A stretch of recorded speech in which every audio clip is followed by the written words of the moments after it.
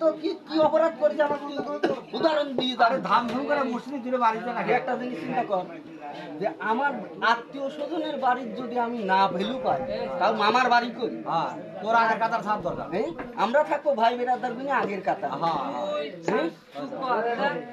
মনে কষ্ট লাগে না মনে কষ্ট লাগে। তোর বাপ পাশে দাবাত তোর দুই ভাই পাশে খালি পাইছে তুই দাবাত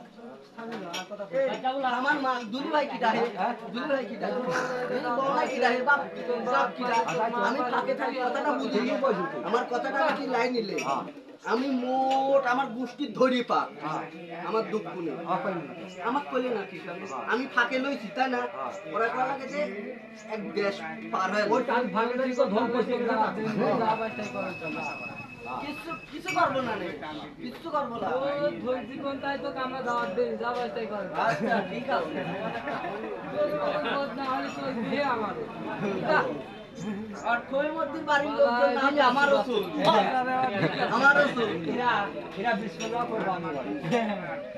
এটা তো বুঝতেই তো কোন সোর্সে কথা কইবে